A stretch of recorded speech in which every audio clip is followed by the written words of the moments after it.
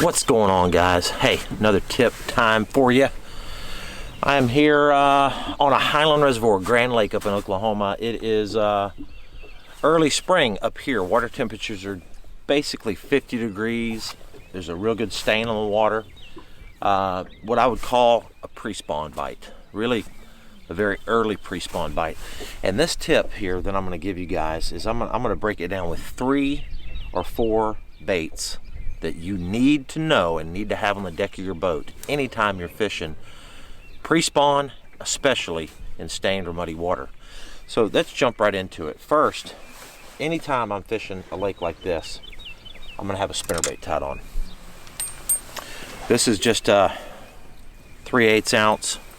I believe it's a War Eagle. It's got a little Colorado. That's actually an Indiana blade on it. I like the Indiana blades in the stained water because it has a lot more thump than versus a willow leaf. This one here has a little orange blade as well. A lot of times when that water temperature is in the low 50s or high 40s, that bright colors really seem to work good. So that little bit of orange just really seems to trigger those fish. I just remember over the years, guys really catching a lot of big fish in cold, muddy water with that little bit of an orange blade on there. So pick you out a spinnerbait, chartreuse and white or solid white, again, an Indiana blade or a Colorado blade, put a little color on it, a little orange blade or something like that. That would be good. Got this rigged up on 15 pound, this particular one on 15 pound P-line tactical. And this is a 7-foot 3-inch rod. I like this 7.3. This is a favorite rush rod.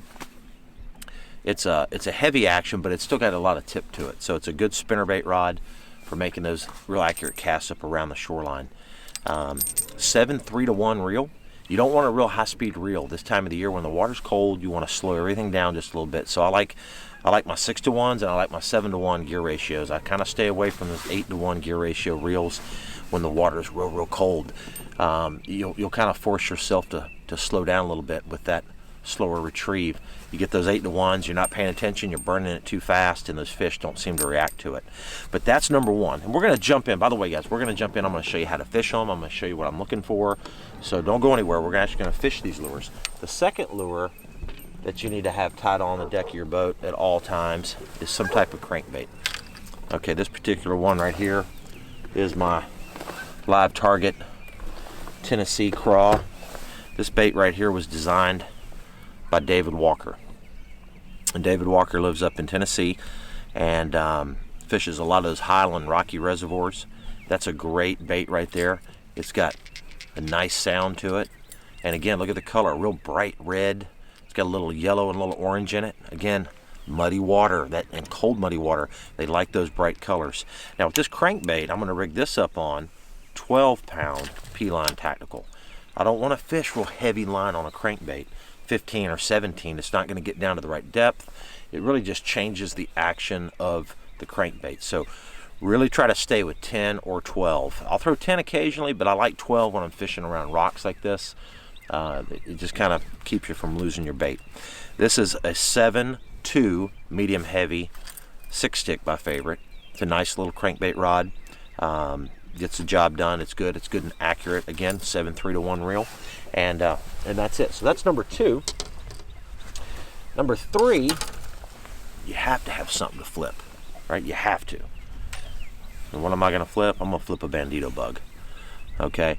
This is a green pumpkin. It's called Okeechobee Crawl. It's got a little blue sapphire on the back of it. They love those bright blue colors in muddy water again, and they always love green pumpkin. So it's kind of the best of both worlds. Okeechobee Crawl, that's a good one. 17-pound P-line fluorocarbon, 1/4 ounce weight, half if I need to, but I like something real light because a lot of times I'm flipping it up in that shallow cover on the bank. You know, there's little bush, a little log. I don't want something heavy where it's going to splash in the water and make a lot of commotion. I want something real lightweight and that I can pitch up there real quiet, let it fall down into that little bit of cover, and a lot of times those fish will react to that as well.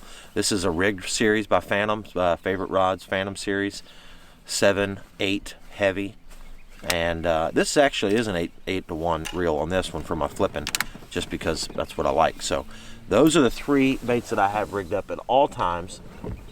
Jerk baits are obviously good if the water's a little cleaner. Now here's a couple variations. Big spinnerbait.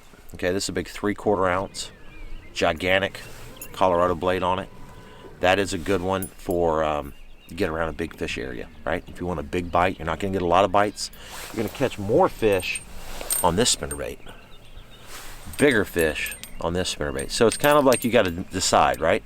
Tournament-wise, if I find an area that I'm getting a lot of bites on with this, I'm probably going to chunk this because I'm going to get those bigger fish to react to it. This is a big 3/4 ounce. And the other bait that I tie on as well, obviously, is a chatterbait. White, little chartreuse on the tail, pretty simple deal. And a lot of times I'm going to fish the chatterbait around the docks. Okay, I'm going to fish the chatterbait in the back of the pockets as well. If they're biting the spinnerbait, a lot of times they'll bite the chatterbait, and sometimes that chatterbait will get a little bit bigger bite, and you can cover water a little bit faster with that. I'm going to rig that up on 15 or 17 depending on what I'm doing, but most of the time 15-pound fluorocarbon as well on that. So, and then, you know, let's talk about colors. I'm talking about bright colors. Oranges, your reds, your yellows, your chartreuse, your solid whites. You look here at all these Tennessee Crawls by Live Target. Notice how all the bright colors. Now this one here, this is what we call a phantom green. Okay, got a little red on the tail. I don't throw this color until I get in clear water. Okay, that's a kind of what I call a clear water crankbait. Again, here's the red one like I have rigged up, a little bit of orange. That's good for your muddy water. Here's a straight orange one, which is cool. That's a great one. And then, if they're not biting the red, I'll go straight to a chartreuse. Real bright color like that. It really, you know, I don't know what it is. I don't know if the fish see the color, or if it just stands out better, or if it's just an instinct reaction. But colors do make a difference in early pre-spawn like we're dealing with now. So those are my baits. Let's jump up on the front of the boat. Go down this bank here. I'm going to show you a couple things that I like to look for, a couple baits that I'm going to throw, and how I like to work them. See if we can catch one. All right, so we're in a little creek right here, and this is really a perfect example of what I'm looking for pre-spawn on a highland reservoir like we're dealing with at Grand. Well, you hear the term a lot of times, transition bank.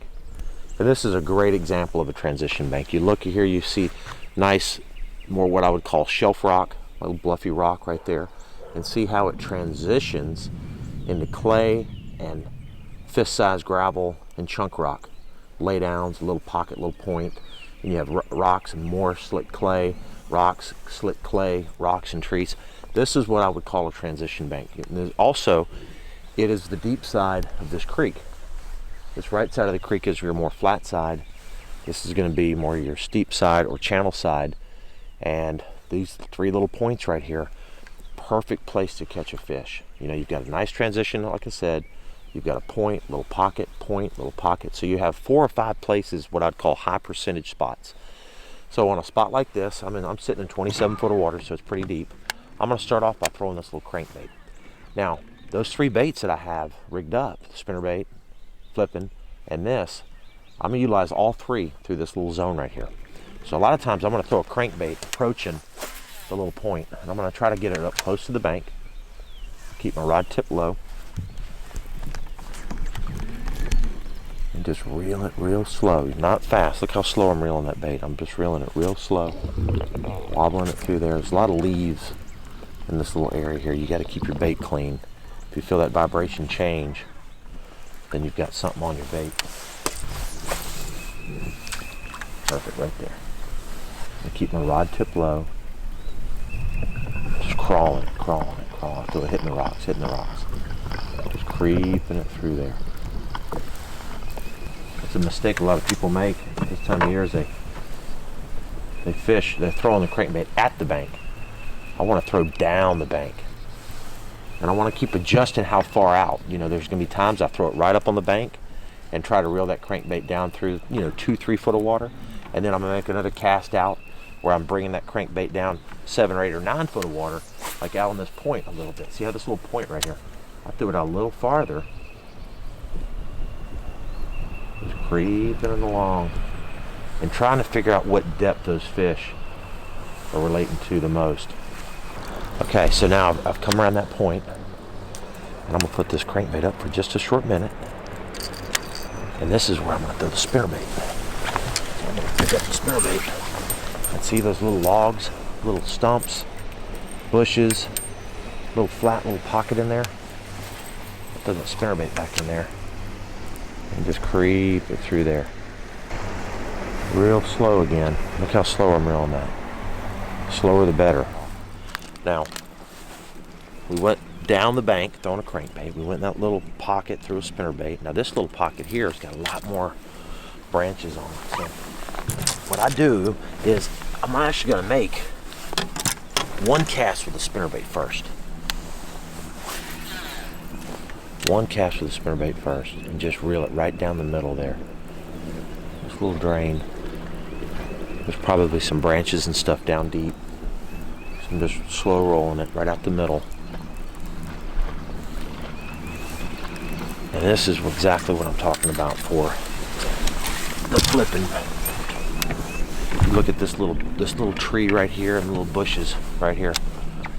It's a neat bite when they bite it up shallow like that, because they usually hit it pretty hard. You lift up and your line's swimming off.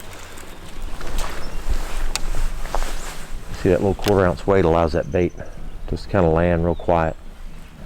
And I'm letting it sit. I'm not moving it a lot. I just pull it and let it sit. It's crazy how shallow these fish will get in this muddy water. Pitch up in something like that right there. It's not foot deep and want to get you. Typically, and this is a little side tip for you, typically when I'm fishing these little pockets like this, the very, very back of the pocket, I don't get as many bites in the very back. I get the bites in these little mini pockets on the sides, like that little bush right there, a little bit of trash here on the left, you know, that. But that very middle part, I mean, I'm always casting in there. I'm never going to just pass it up, but that's not my high percentage. My high percentage is here on the sides, and here's why. As it rains, all the rain washes into the lake right there, and it pushes the silt and sediment and branches and leaves all right in this little zone. That makes that bottom a little softer. Here on the sides, it's a lot harder. You got your cleaner rocks, cleaner bottom. So typically the fish will sit up on the sides more than they will the exact back of that little drain. The other thing you have to pay attention to this time of the year is activity, shad and birds. You'll see those great blue herons and birds stand on the bank a lot of times feeding on bait fish. You start seeing that. You start seeing a lot of bait flicking. That's a really good area to concentrate on, because those fish this time of the year are trying to feed up, getting ready for the spawn. So they're going to follow that bait around pretty hardcore. But follow the bait. That is really, really key. Pay attention to what your graph's saying. If you start to see clouds of shad along these shorelines or in and around these places you're fishing, really slow down and figure it out, because that's going to be a really good zone. If you don't see the bait, you don't see bait flicking, things like that, you might want to just keep moving along. Wind is also important. Today we don't have a lot of wind. It's overcast conditions. But if we had a little bit of wind, the banks and the pockets that have some ripple on the water or some wind blowing in on it can be some of your better ones as well. And also pay attention to water temperature. Early pre-spawn like this, you've got the lake a lot of times will have different temperatures depending on where you are in the lake or depending on which side of the lake you're on. So pay attention to what the water temperature is as you go in and out of these different creeks to check. You'll notice that some of them are much, much colder and some of them are much warmer. And those are the warmer ones are obviously the ones I'm gonna focus on more. So pay attention to water temperature, pay attention to wind, bait, and keep these 3 rods in your hand at all times and just keep trying to find those fish. I know this tip was just a little bit short, guys. I wish I'd have caught one for you, but I gotta keep fishing here, try to find something good for this tournament coming up.